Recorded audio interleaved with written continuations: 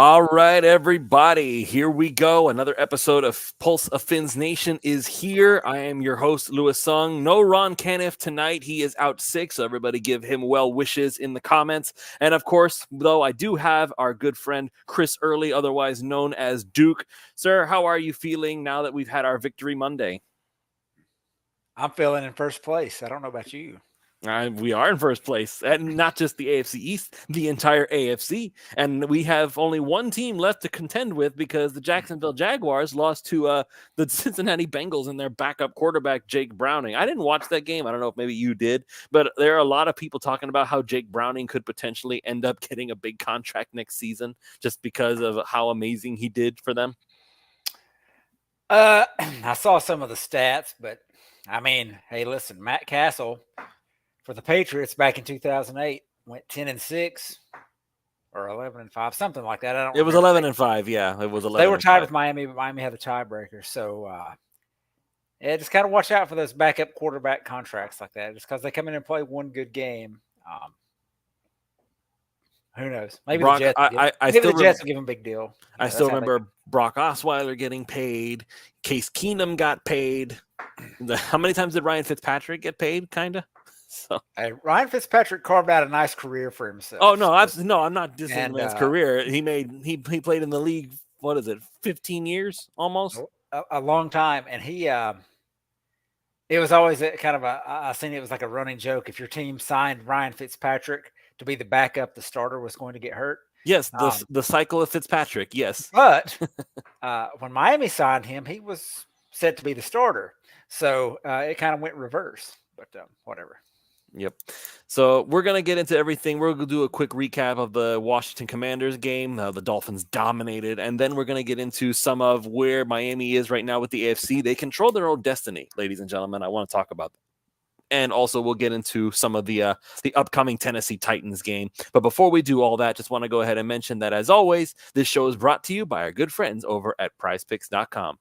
PrizePicks.com is the revolutionary fantasy platform where you can now pick up to 6 different players across professional sports leagues, whether that's the NFL, the NBA, the MLB, one of each. It's up to you to decide. Just choose whether your chosen player will get more or less than their projected stat. They give you free squares, special Taco Tuesday promos, which, by the way, there are some available right now on Prize Picks if you want to go on over there. And there are also Flex Friday specials where you can get your money back if you lose or multiply the amount of money you can normally win. So with offers like that, it's hard to justify not signing up if you are any kind of a fantasy sports fan. So use the promo code 5, that's FIVE, and they will match up to $100 on your initial deposit when you sign up. Get the promo code 5, FIVE, go to prizepicks.com, deposit your $100, and let Prize Picks give you $100 of their dollars for you to play with and get started winning today. And of course, this show is now also affiliate sponsored by My Nintendo Store. So let's face it, folks, I feel like we're all gamers at heart to some extent. It doesn't really matter who you are. You've probably played a video game at one point in your life at this point. So this is where Nintendo comes in. For nearly 50 years, they've been creating all-time classics that are remembered by every generation growing up. And right now, they have special deals going on for what are sure to be more top-selling games in Nintendo's endlessly long lineup. For instance, as you see highlighted on the screen right now, if you're watching it live, Super Mario RPG, a classic from the days of Nintendo 64, has been completely remastered from the ground up and has been released as of November 17th for new audiences to enjoy Mario's first ever RPG adventure. It is already one of the highest selling games on the market right now, and also out right now, Super Mario Brothers Wonder, which is the Mario Brothers latest completely original adventure for you guys to enjoy. So it is already getting rave reviews from both critics and gamers alike, and you know how hard it is to get those two groups to actually agree with each other. They're usually at each other's throats. So if both of them like it, there must be something good here. So all you have to do is just click on the link in the description below to order either of these awesome titles, and as a result, you will be receiving bonus items upon making your purchase. So click on the links in the description below when you make your purchase. My Nintendo Store, your best and quickest gateway to the world of Nintendo. All right, Duke. So Washington Commanders game. Dolphins won 45-15. We talked a little bit about this during the post game. Miami right now controls their own destiny. They have done everything that we could have asked of them. The only thing that they have not done, and this is where the narrative continues to roll, is that the Dolphins have not beaten anybody that they're I guess not supposed to beat. They haven't beaten a good team, a contending team, if you will. So And I know that this is going to continue until the Dolphins beat a team on the caliber of like the Ravens. I know that beating the Tennessee Titans this upcoming Sunday is not going to do anything for anybody. It's not going to move any. It's not going to move any radars. It's not going to get anybody excited. But the Dolphins will still be 10-3 when all is said and done. There you go, folks. I just spoiled my end of the show pick right here at the beginning of the show. The Dolphins beat the Commanders like it was no big deal.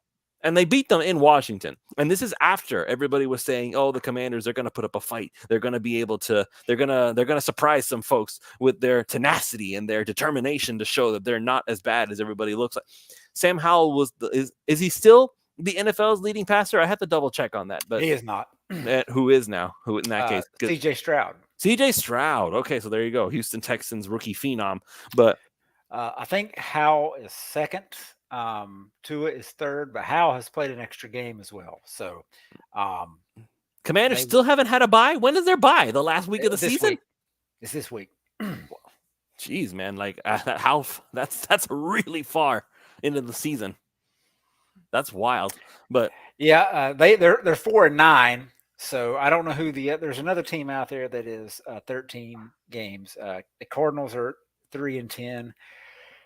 Maybe it's them too. All right.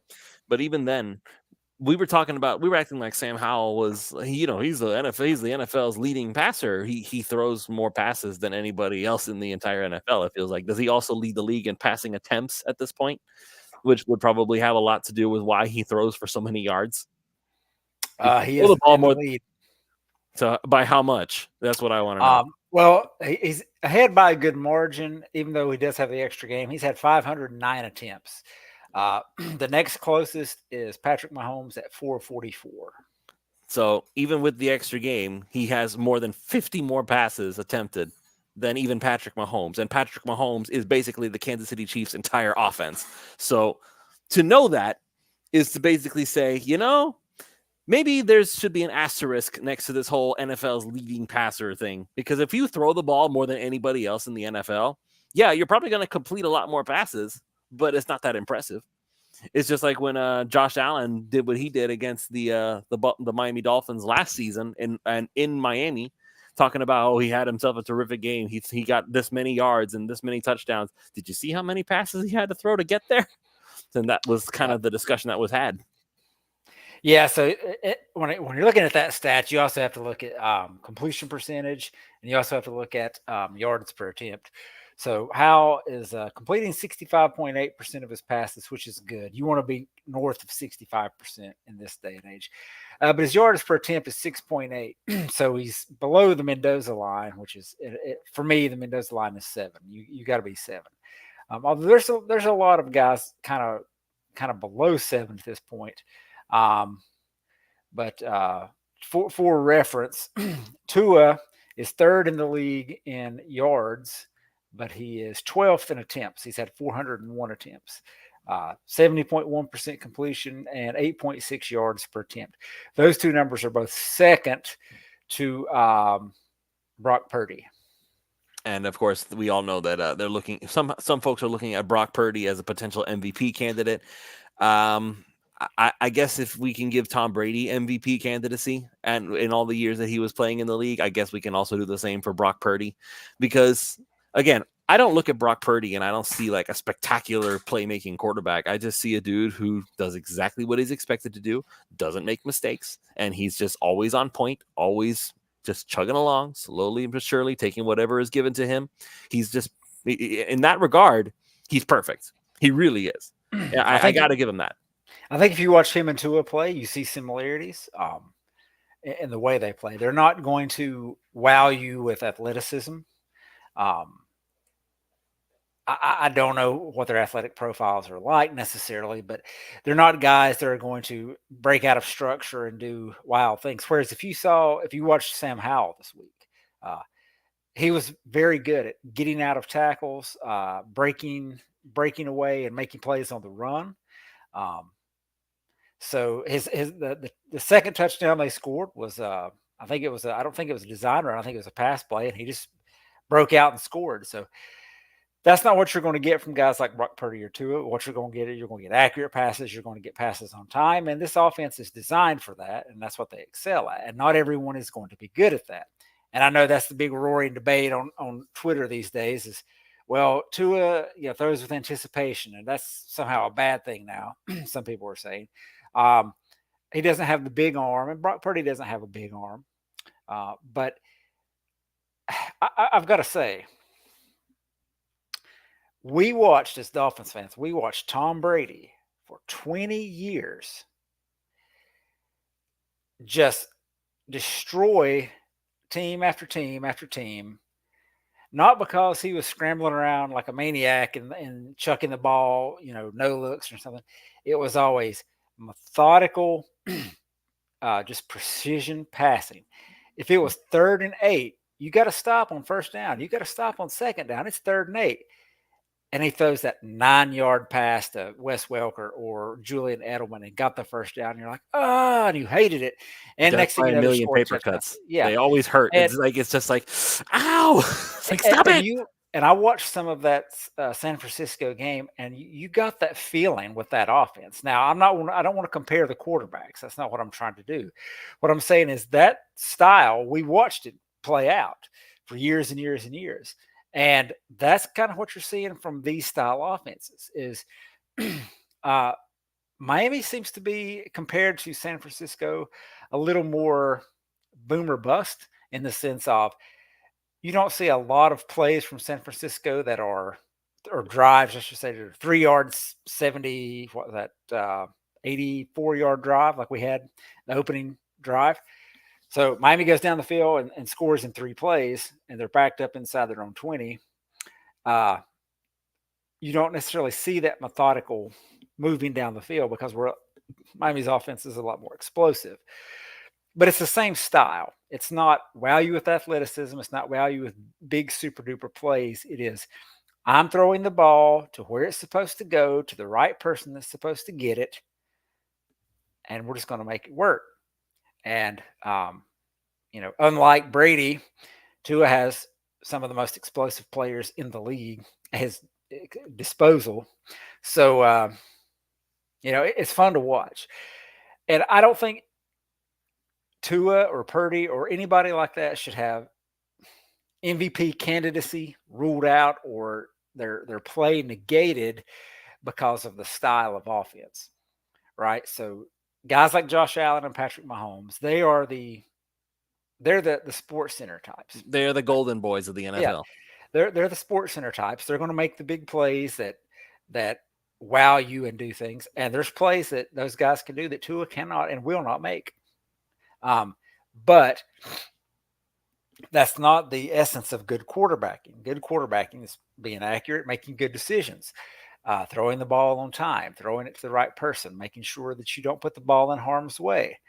And that's what we see from Tua. So if those type of quarterbacks excelled in the past, we shouldn't put them down for it now because they don't have, they're not, 6'5" with laser rocket arms that sling the ball all over the yard and behind their back and look like they're playing background or backyard football. So that's my 2 cents on the whole, whether Tua should be in there or what he's doing. My one gripe with Tua is he does put the ball in harm's way at times, but he did in this game. He was sharp. We saw he put the okey doke on that one defender. We've seen that before from him, but then he hits Julian Hill for like an 18-yard play for a first down, and then they score, I think, the following play. So just great play by him. He didn't have the greatest stats in terms of what you'd expect from a 45-point output. But at the same time, he's got 2 other guys on his team that are doing some things, and Raheem Mostert and Devon Achane. So we can go back to all those discussions we had show after show after show. Well, should we get Dalvin Cook? Should we get this guy? Should we get that guy? We're a couple of plays away from 2 running backs with double-digit touchdowns.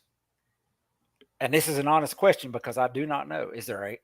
Have the Dolphins had a running back tandem with double-digit touchdowns in their history?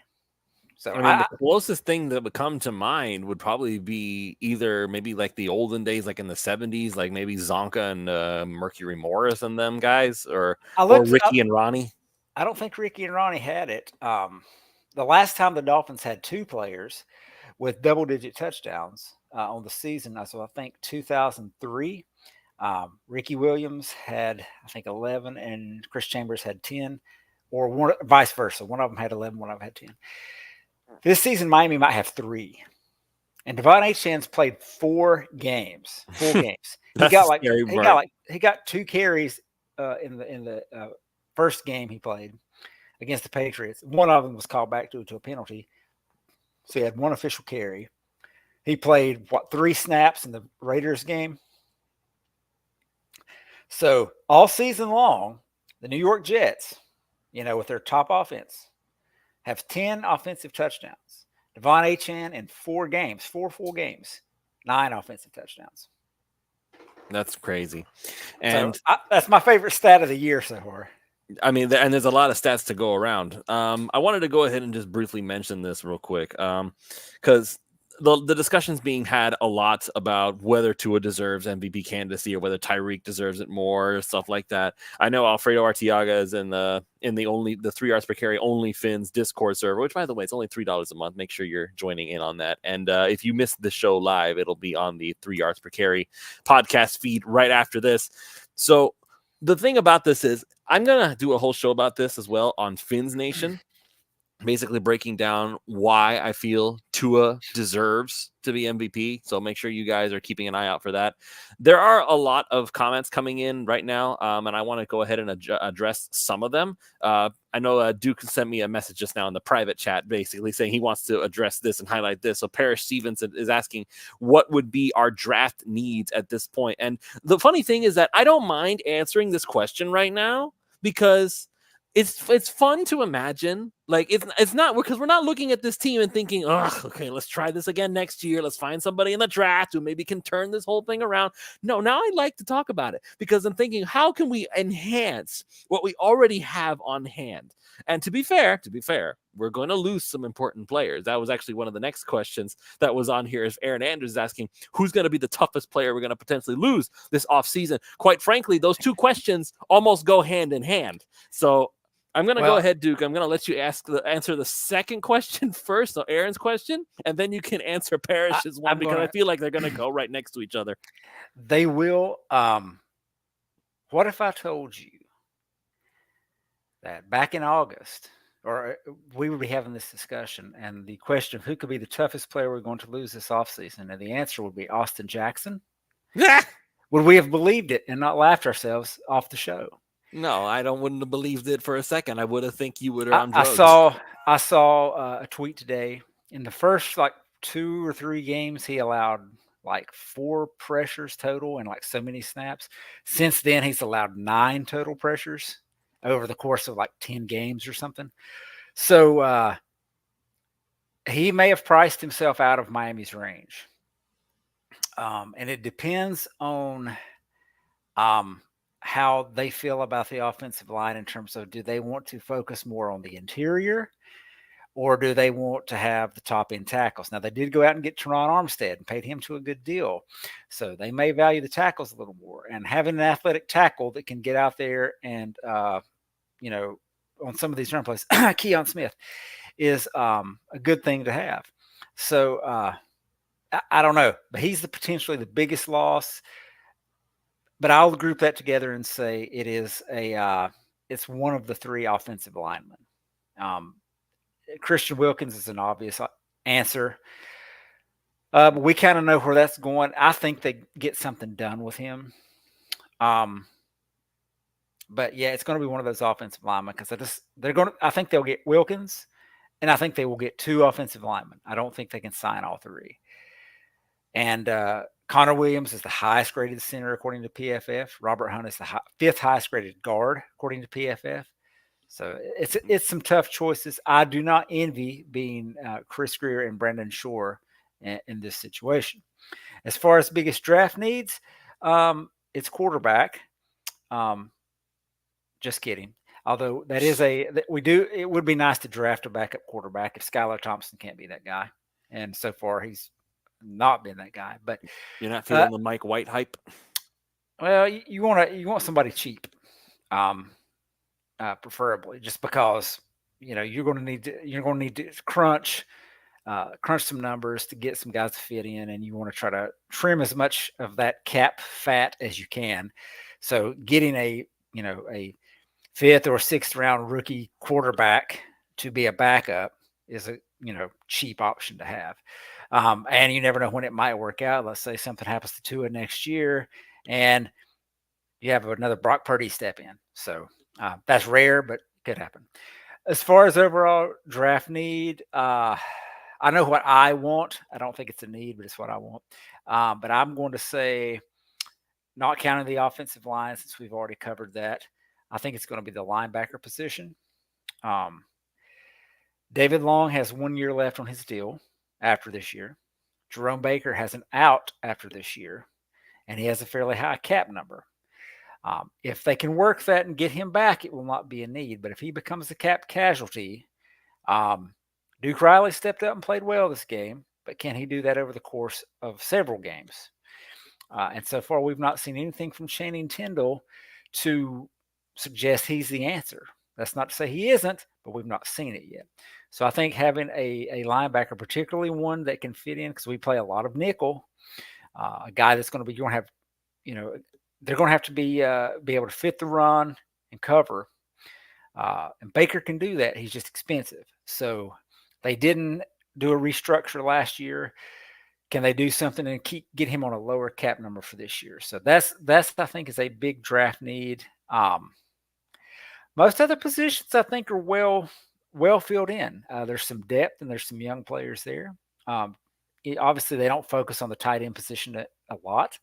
I know that's a thing people want to look at, but they did bring in Julian Hill, and he's doing very well for what they're asking him to do. So, Well, what they're asking him to do, though, is they're asking him to block. That's what they're really mostly asking him to do. Like Durham Smythe and Julian Hill and whoever else you want to throw in at the tight end position. As much as we fantasize about the concept of adding Zach Ertz to the team, who, by the way, we still do not have an answer as to where he's going to land. Darius Leonard or Shaq Leonard, however you want to say his name, he finally stood up and said, "Yeah, I'm going to Philadelphia." Oh, geez, who could have seen that coming? Oh my God, what a shocker there. So. But as far as what I feel like Miami's biggest needs would be, first of all, I think that they are going to lose Jerome Baker. I would 100% believe they're going to lose Jerome Baker, and I think it is going to be an intentional losing of him. I don't know if they're going to trust Channing Tindall to get the job done. I would not be opposed to it. And really quickly here, before I continue, please. So we don't have Ron. He's out sick. We don't have Alf. He's doing OnlyFins stuff. But I did manage to find one third man who hasn't been here for a while. Those of you who are familiar to Pulse of Fins Nation, I'm going to go ahead and bring him in now. Our good friend Manny Chang, the Eagles fan, who actually might be a little less happy this week. How are you, sir? Good evening, guys. Hope you all doing well. I think was there a game on Sunday? I totally missed it. I was watching. Listen. There's Formula One news today. There was WNBA last week. Was it last week? Week before? As a Blue Jays fan, Shohei Ohtani news is going crazy for me. And I would probably say, the Miami Heat are still playing. So yeah, I have no idea what happened on Sunday. I don't blame you, man. I don't blame you. Just put it out of your mind. It never happened. By the way, I do want to say on this show. And oh boy, what's up, Doogie? I do want to say this. Lewis had me on the show, I think, what was it? The week of the Eagles game where Jalen How long have you been holding on to this? Where Jalen Ramsey hadn't yet been inserted into the lineup, and all Dolphin fans on this platform were freaking out. Vic Fangio, is he overrated? Did we get the right guy? And I said to Lewis, I said, wait until he gets Jalen Ramsey, because this is when a vet coach of his stature puts that man into positions that makes everything work. And it's been happening. So, hey, I just want to say, you got to give some things time until you get all the pieces together. Oh, and right now, that nobody wants to throw to that man, and other guys are just wreak havoc because of it. So, I thought you were going to bring up the whole 10 penalties against Miami, 0 against Philly. Stop whining comment. I've never thought that penalties cost a game, even though they do change momentum. they absolutely do change certain ways and where games are called. But in the end, to me, it's, did one team make more plays than the other? As an Eagles fan, I'm rapid to say we've been lucky, but I felt like last Sunday everything got caught up to us. Everything, just from being lucky on defense that we haven't been blown out to the offense not being able to come back after 2 possessions down. So yeah, it's what it is. As for officiating, I think it's just kind of down across the league, just inconsistent in every game. I even tweeted this week about someone showed the hit that Patrick Mahomes had. Oh, he was in bounds. He was going out of bounds, man. Yeah. And I tweeted, I was like, if you're going to get the penalty, go ahead and hit him like Sean Taylor hit that Bills punter in the Pro Bowl. Mm-hmm. Just clean his block. Sean Moorman or whatever. Yeah. Brian Moorman. Yes, thank you. Brian Moorman. You're going to get the 15 yards regardless. Go ahead and earn it. I mean, I grew up playing a lot of basketball, and that's what I was taught. It's like, if you're going to foul somebody, make them earn it. Don't slap them on the hand and get them 2 free shots. So, if he's running toward the sideline, he's going to do that. He's going to tiptoe and see if he can draw that extra penalty. Make him regret that. That's why I don't like seeing Tua run, because people are going to hit you. I'm not a fan of that. Some quarterbacks are good at it. I don't think Tua is one of them, and he can scramble and get yards, but he's not a guy that's going to run to make things happen. So just, slide when you can, buddy. But yeah, I think officiating just across the league is just inconsistent. There's just stuff that's being called in some games and stuff that's not being called in others. I don't know. I think they need to work on that. So then the last thing I'll say about this, we all saw that pass interference, so that happened, right? About 2-3 plays later. It's called a makeup call. I don't know if you guys haven't heard of that part of it, but yeah, it's called a makeup call. So, all right, my friend Lewis, where were you guys in the segment? Sorry, I cut you off. No, it's fine. No, I get it. But we were actually talking about, because now we're actually enjoying our season. So now somebody asked what would be the Dolphins' draft needs at this point, and not in the sense that we need to fix the team, but more in the sense of what can we do to enhance what we already have. All line. Well, it's actually kind of interesting because, Aaron, I'm going to put the comment back down again, is that who's going to be the toughest player we're going to potentially lose this offseason? Duke was mentioning that, believe it or not, Austin Jackson might be that guy at right tackle because of how he's performing this year. Before we go any further, I discovered this week while I was perusing stats. All right, Miami's, top of the league in several offensive categories: running the ball, passing the ball, all that stuff. The top 5 players in terms of snaps: Austin Jackson is number 1. 710 snaps, by the way. I just looked it up. Yeah, he only missed 8 snaps, and that's because some Jets player got their drawers in a wad. Some Jets player. And number 2 is Tua. Number 3 is Durham Smythe. Number 4 is Tyreek Hill. Number 5, across the team in total snaps, Liam Eichenberg. That's scary, because Eichenberg has played right guard, he has played left guard, he has played center, he's been everywhere. And he's not been noticeable. All right, we'll give him the Buffalo game. He was put in a tricky position there.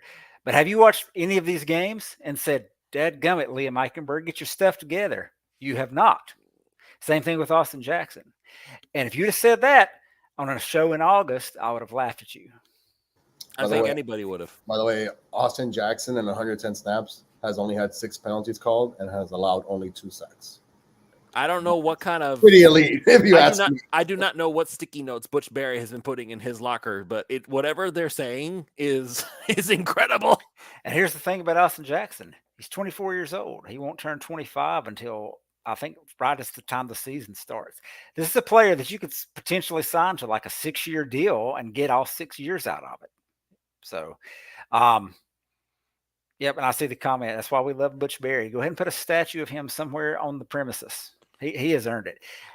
Stephen Ross just needs to hand him a blank check. So just fill it in and put as many zeros as you want to put on there, because you have earned it.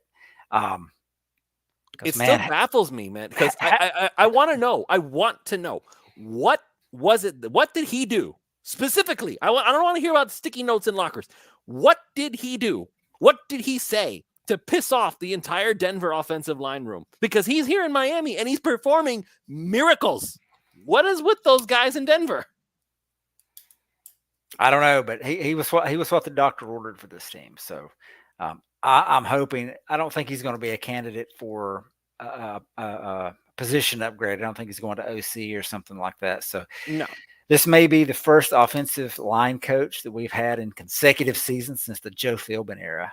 That's also scary that we've Yeah. had to vet replacements every single year up until this point. So kudos to Mike. Again, this comes down to Mike McDaniel. Kudos to him for finding and creating what is quite possibly like even you, Manny, as an Eagles fan. Can you name me one coaching staff in the whole NFL that is as stacked as what Miami has? McDaniel is the head coach, offensive coordinator Frank Smith. You had defensive coordinator Vic Fangio, who is considered by many to be the best in the modern era. You have Darryl Bevell, who is Russell Wilson's QB guru from Seattle, as the quarterback's coach for Tua. Wide receiver coach is Wes Welker, who himself is going to be a future Hall of Famer, more than likely. Whether anybody believes he deserves it or not is a different discussion. You've got coaches on this team. Like the only one that I'm really looking at, and I'm saying, nah, no, I'm looking for an upgrade, is Danny Grossman, the special teams coordinator. I want Darren Rizzi back. I want Darren Rizzi back. But aside from that, I'm looking all around the squad, and I'm like, where is the weak spot? For real. Even today, I was saying, where's the weak spot before the season began on paper. And now as we've started to see all these results, I'm asking again, where is the weak spot aside from special teams? You weren't happy with Vic Fangio before we. I wasn't happy with Vic Fangio. No, and you was I telling will. Me, is I the right guy? Has Father Time passed by him? Does he understand the evolution of today's defense in the NFL? Because you didn't want to believe me when I told you that Jalen Ramsey was the missing piece for him to put everything together. I'm just saying. I think all these guys, man. If listen, it's been an amazing season. It's not over yet. I know there's a goal, but potentially this team will make the playoffs. I will say that right now. Not potentially, bro. There's no way Buffalo the question is, now. will they get the home field advantage? And that, I believe, is absolutely huge when it comes not only to a Dolphin fan base, but to this organization that hasn't been able to say, hey, listen, we have the number one overall seed in the conference. Since when? Are you kidding me? Like that right there is an ultimate goal. All these guys, maybe not Vic Fangio, maybe he doesn't want to be a head coach, but, and obviously besides Coach McDaniels, all these other guys have a potential of probably getting much higher pay raises within the next, year or two. I don't see this stopping. I think Coach McDaniels has invested in a culture. This is the product of it. All it needed was for Tua to be healthy last season. Obviously, he wasn't. And you see when you put everything together, it's quite impressive, man. I mean, listen, I covered a team before the Joe Philbin era, during the Joe Philbin era, into that era with Brian Flores before I left. I can't even imagine how that locker room is after practice, before practice, and even, right? Like the mood must be just buzzing more than it's ever been. So you see the celebrations, bro. They're having fun. Can you think about this? With Joe Philbin and Brian Flores, and to some extent even Adam Gase, players looked like they were talking like they were miserable all the time. And when you don't want to, take it from somebody who works, when you don't want to go to work, it's like, it's the worst thing in the world. It's like, you don't care. You don't want to be there right now. Like, yeah, you're getting paid. You're here to get a paycheck and you want to go home. But these guys look like they enjoy going in every single day and coming up, not even just coming up with plays. McDaniel comes up with plays and they practice them and they do what they got to do. But they don't just come up with plays. After they score a touchdown, they probably get together and think, how are we going to celebrate this week? Let's all get together and have a roller coaster in the Commanders' end zone and just have a ball. Like, the one guy that doesn't is Devon Achane. No, he he's just holds the ball. There's one other guy, I don't want to bring up the name, but they did that, and I appreciate the celebration. Two guys. One was Larry Fitzgerald, and the other was Barry Sanders. Just nonchalant. Yeah, I scored. Big deal. I'm going to keep doing it. So I know most of the people that are on social media probably are familiar with Larry Fitzgerald. If you haven't seen highlights of Barry Sanders, just go back and watch. Dear Lord, that was no, there's never going to be another one like Barry. Never. No, but he was like Jello. You couldn't catch him. It goes back to that old axiom that winning cures a lot of ills.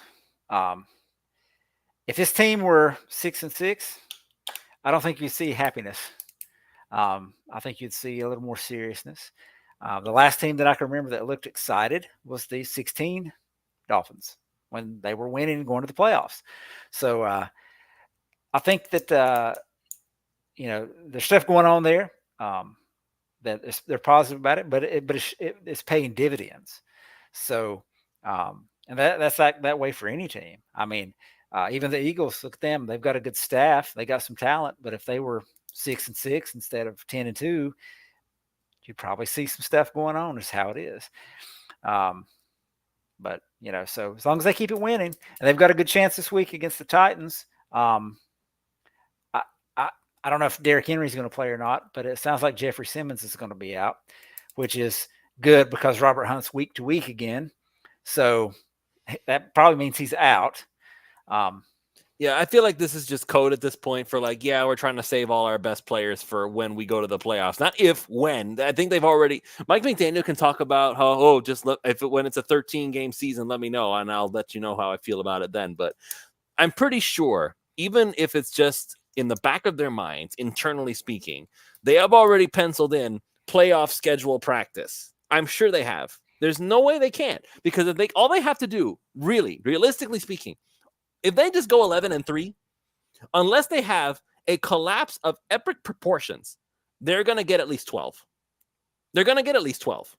And if I had to choose a team that they were going to get 12 against, I would probably pick Dallas out of all the tough teams that they're going to face, because I feel like Buffalo is going to. Yeah, I know you would, Manny, as an Eagles fan. But I feel like Buffalo's always got their number. Buffalo will find a way to miraculously have the best game of the year, because that's what Buffalo does. They just love to beat on the Dolphins. As for the Ravens, the Dolphins can beat them. They absolutely can. They're having a fantastic season. I'm not going to hold my breath on them, because like I said, they're a very dangerous team. Yeah. Dallas, though, like everybody's talking up Dallas. Every time they start talking up Dallas, it's just like the Stephen A. Smith song. It's an accident waiting to happen. Go ahead, talk up Dallas. So Lewis, so you got to give credit to Dak Prescott, though, the way he's playing, man. Like Mike McCarthy has been playing in such ways that you got to give credit to where credit is due. I am not giving him MVP candidacy for 3 weeks of football. That's true. The only question with Dallas is, can that defense play more consistent? Because when you give up points like that to Seattle, and yes, they have Parsons, but we've all seen how do you go around Parsons, right? You run away from him, you double team him, but then you fake it the other way. Like those are things that the Dallas Cowboys defense, if this team wants to be really considered, because they are considered top 3 right now in most power and stuff, or when it comes to the conference itself, but then overall league, I think it's one maybe top 5, top 6. But that's the only question. But Dak Prescott's playing out of his mind right now. So is that the Sunday night game? Yes, yes, we have to go. Dallas, yeah, is that? That's a Christmas. By the way, screw you, NFL, for giving us 3 games in 14 days. I hate you. I despise you. Mind you, though, I did not use that as an excuse. Yes, we played an overtime game last week. Not to mention coming off a short week against Monday night. We being Eagles radio fans. Yeah, excuse me. We being Eagles. I always get that mixed up, as Kevin Rogers will tell me, Manny, you don't play for them. Like that. But yeah, 3 games in 14 days. Damn it, NFL. I freaking hate you. Oh, wait, the Ravens do have something to play for, though. Let's not forget, not only for the conference, but they also play San Francisco. They also have you as well. I think those are 2 games as well that the Ravens are definitely circling, noticing that might be, whether it be conference records or overall records, can be the thing in question for them towards the end of the season. Same way for you guys. What is that Buffalo game going to mean? Right? Winning that Buffalo game, will they give it won't mean the division. I'll tell you that. No. That's what I'm saying. Will that win, whether you win or lose against Baltimore, does that last Buffalo win? Does Buffalo need to win to get to the last wildcard spot? Or does that win for Miami against them solidify the number 1 seed in the conference? That is going to be something to watch for. It's going to be coming down to the wire. And I can't wait. By the way, I'm not even giving the Jets any chances. We've seen the Jets already, what they are. Yes, Mom, they are who they thought they were, and we did not let them off the hook because they've gone through now their 4th, 5th quarterback of the season. Yeah, so, they need to score more points and score more touchdowns than Raheem Mostert before I'll talk about them. You saw that, right, Manny? That Raheem Mostert has more touchdowns than the whole Jets team. That's insane. Yeah. Tyreek Hill has more touchdowns than the Jets offense. Raheem Mostert has more touchdowns than the entire team. And Achan's only 1 touchdown away from tying them for offensive touchdowns.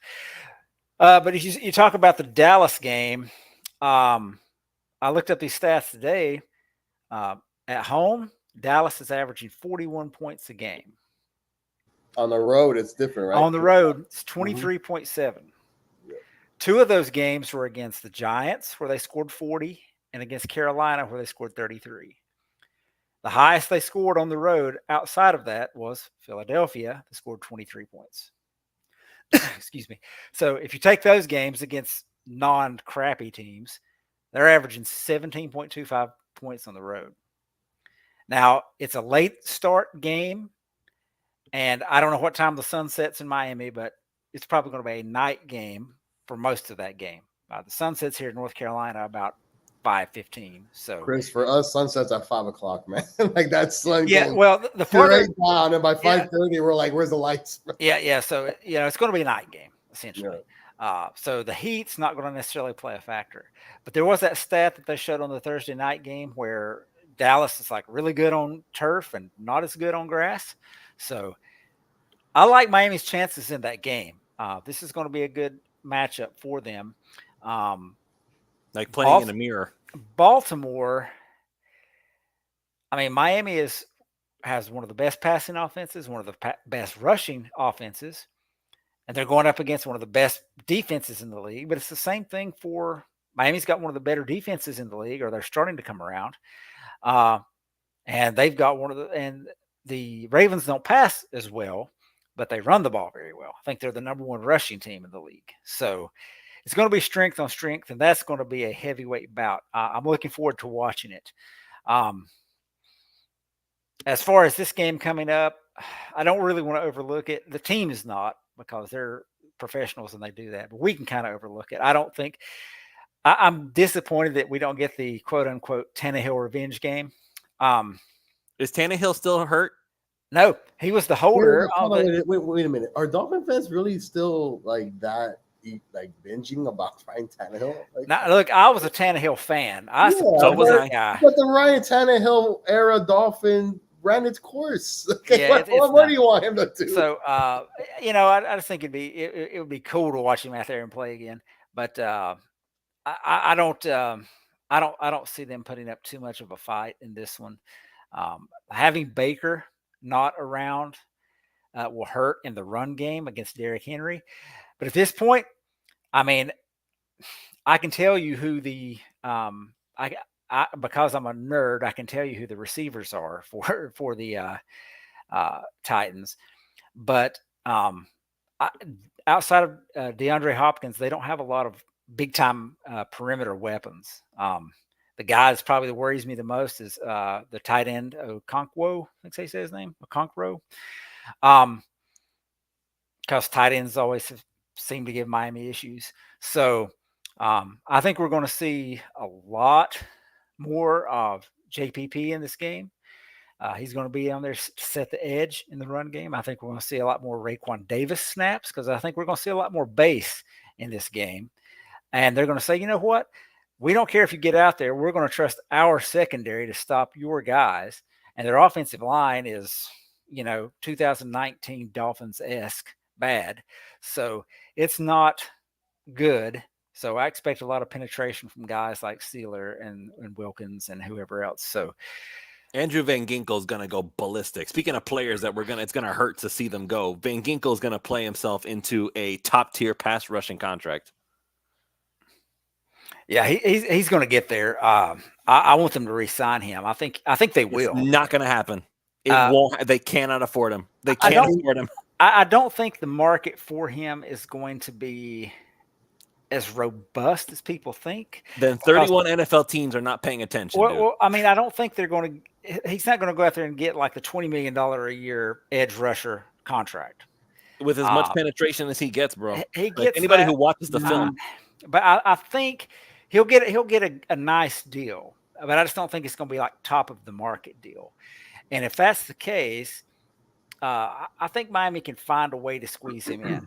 And the reason I say that is because if they do part ways with Jerome Baker, then you've got Van Ginkel as we can play him as a stack linebacker off the ball and move him to edge as well, as they've been doing all season. He's only you don't want to take him though from what he's been good at though. I don't like that's the issue when you have players like that. That when Vic Fangio finds a position for you and you're flourishing, it's gonna suck if he leaves. And I understand players have to get paid, and if he gets the $10 million more for another on another team, go for it. But if you can somehow work with them and say, listen, look what we've done, right? You're going to be part of a winning organization. We're going to be here for years and years to come. We can't give you that all up front, but we'll make it work somehow. Come on, there's so many kinks inside the salary cap. It's not even funny. Yeah. You find some way to make sure he stays on this team, because what he's doing right now for this defense on the edge is actually crazy good. And like no offense to Cam Wake, but I don't remember a linebacker like that doing so many things as before Jason Taylor was on this team. That's how crazy it is. Like, you can't just let that guy go, but if he wants to get extra money, then it is what it is. But if you find ways to get him, man, there's no doubt in this defense he's flourishing. And if he stays on, he'll be for years to come. And you need more than 2 edge rushers. You need at least 3 guys, and you've already got 2 that are going to be under contract, and one you're going to re-sign, and that's Jalen Phillips. So why not have him as the 3rd edge rusher? So he went to he did visit the Patriots this year. Andrew Van Ginkel did. Yeah, Andrew Van Ginkel visited the Patriots and also visited the Raiders with Josh McDaniels the Patriot way. So they have a type. And then Vic Fangio picked up the phone and said, "Get your tail back here. I want to use you." Yeah. So and part of that's the fact that you don't want to be transplanted either. I mean, this is home. It's been your home for 5 years. You want to stay there. Right. So, but I think he'll have a good game as well. I don't know if he's as good against the run as Phillips, but he's not. But this is where But see, you mentioned Jason Pierre-Paul. Honestly, and this is just full disclosure, I think before they go to Jason Pierre-Paul, they're going to go back to Ogba, because Ogba can set their edge. See, to me, he struggles more in the run game than what he should for a guy of his size. I mean, 6'4", 275, 280, something like that. He should be a solid, but it's not consistent with him against the run. So they'll work him in. Again, I'm confident in this game. You're going to focus on Derrick Henry, and I don't know if he's in concussion protocol or not. I've seen that he is. I've seen that he's not. So I don't know. We'll wait until Monday night. But focus on him. Tajay Spears kind of scares me a little bit. He is like a Devon Achane type with his speed, and all it takes is one. And for as good as Miami's run defense has been in the past few weeks, they gave up the most rushing yards to Washington that they've given up all season, sans the Chargers. So that was the most rushing yards since week 1.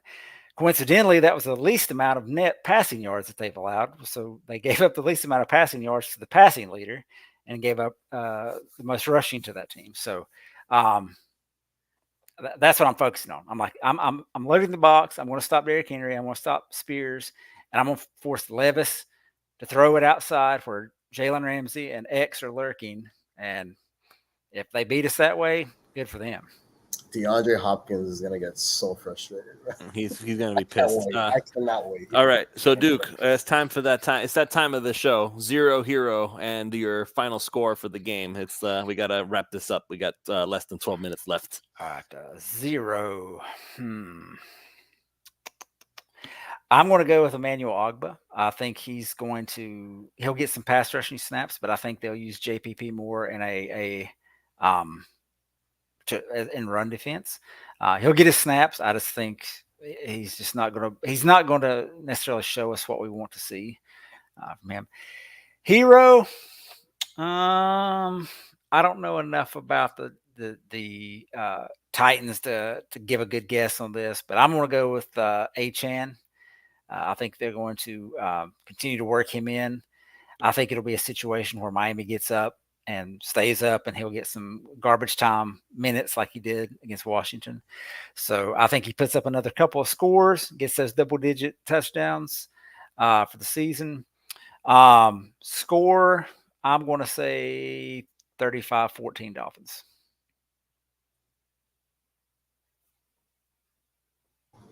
Does that make me next? Yes, you're next. All right, Lewis, explain to me. Lewis is 0 hero. Yeah, I got stuck for a second. I apologize. I knew it. I'm like, is that my next? Yeah, you're next, Manny. Sorry. 0-0 final score. I kind of forgot. So what's the 0 again? Just the guy that you think is not going to perform to the level we're expecting. Man, it's gonna be tough, man. The Tennessee Titans are not good. Not a good football team. No, they're not. I mean, I watched a little. They're not a good football team.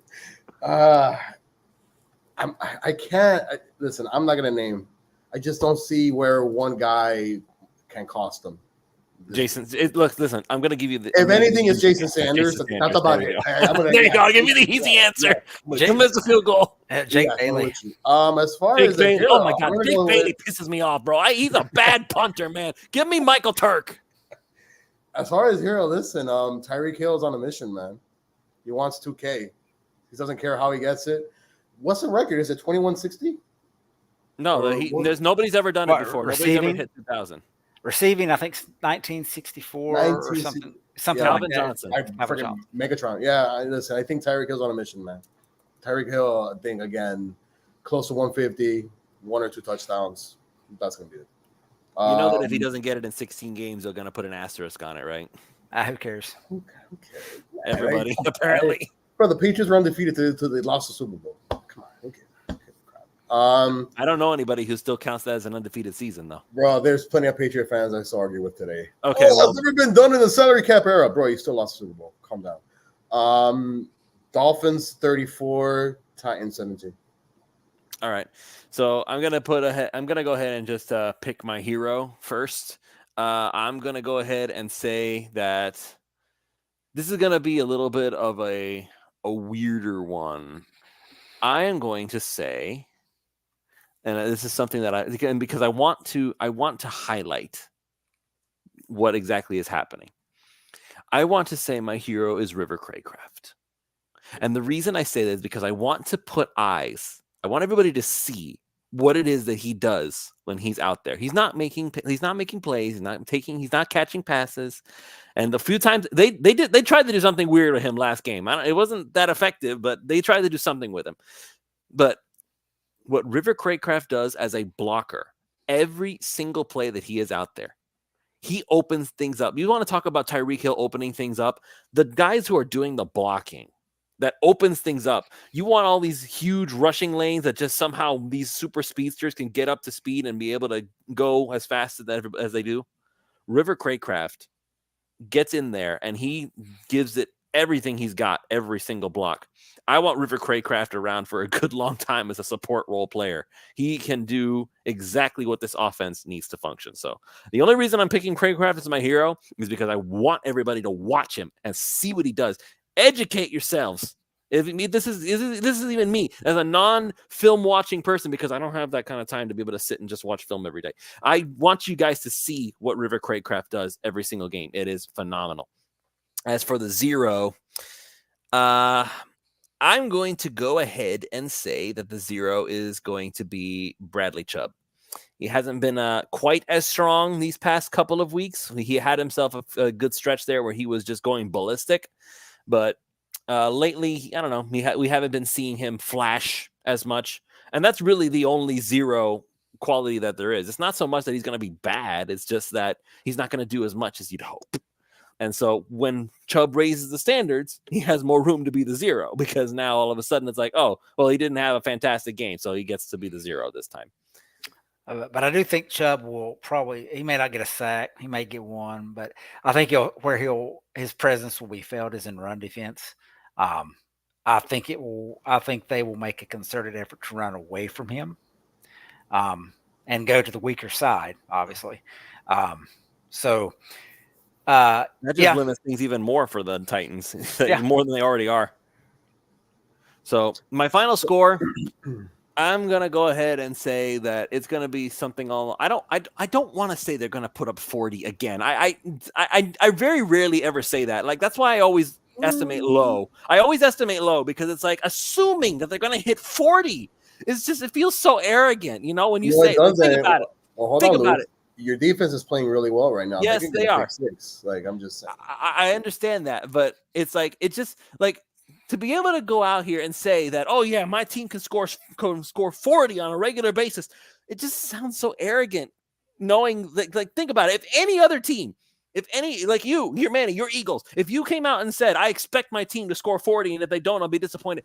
Can you imagine how, like, That's a lot of pressure. yeah, a lot of pressure, right? You see what I'm saying, right? You get it. Because just to assume that they're going to score 40, that says a lot about a team. And I get it. They can absolutely do it.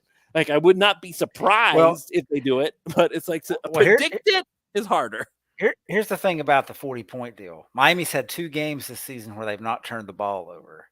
And the give me my calculator for a second. They have not turned the they've not 30 turned plus. the ball over. No, Carlos, it's not.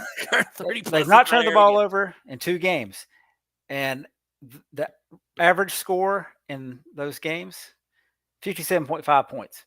So that was counting the 70-point deal. But they scored 70 points. That was a game they didn't have a turnover, and they scored 45 in a game they didn't have a turnover. So if the offense plays clean, 40 points is,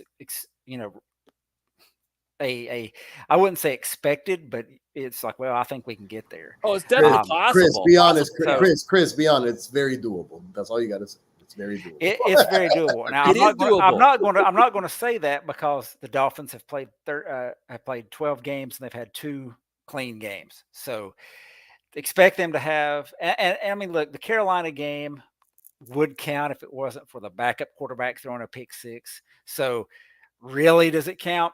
But yeah, when they turn the ball over, they don't score 40 points generally. So they play clean. They might score 45. They might score 50. If they play a sloppy game, it's going to be they'll probably get 30 points, and it's going to be 31 to like 24 or something like that. It's going to be closer than it needs to be because, look, we gifted the Giants, who hadn't scored an offense, and they had scored a touchdown in the first half all season, and the first one they get was a pick 6 at 2 or 3. The Raiders scored 6 points, and we gave the Pats. Pats are like the worst offensive team ever. I saw a stat today said they're the first team since like the 1950-something Bears to hold a team to 10 points or less in 3 games straight and still lose. So, and we allowed them to have free points because of turnovers. So they play clean, 45-7. If they play sloppy, 31-24 kind of thing. Okay, I will go ahead and I will say the Dolphins score 38 points. And the Titans will score 13. There, 38. Is that close enough? Is that close enough? So hold on. So how many Jason Sanders field goals? 1 field goal, and he'll make one field goal. He'll make 1 field goal. By the way, I do want to answer Jose's question. Yes, Zach Ertz has not been signed, but Jose, I as far as I know, it's between Baltimore and Philadelphia. Yeah, okay. Well, you know what? If that's what I've been told. You guys can sign whoever you want. It's not fair, honestly. Well, because he wants to sign for a contender with playing time. No Andrews in Baltimore, and Dallas Goedert's coming back in an injured arm, a broken arm. I mean, I did not know that. I'll tell you. Don't mad at me. Yeah, I mean, I know a lot of Dolphins fans wanted Zach Ertz, but I don't think he's going to fit what they do. He's a Mike Gesicki type. And he's a good receiver. He's a good receiver, but he's not a good blocker anymore. And Miami needs a third option, which we're talking about the draft question earlier. I said, my pick for the draft, Tanner Connor. I would take a receiver. It's Tanner Connor. Whenever Miami picks. They're going to go with Tanner Connor. By the way, guys, what's going on with Claypool? Is he even going to play? I mean, he's doing some stuff. He's doing some blocking. We gotta. So then, why not convert him into a tight end? He played special teams. Just haven't converted to tight end. So I don't know. All right, let's go. No, because I gotta hit a deadline.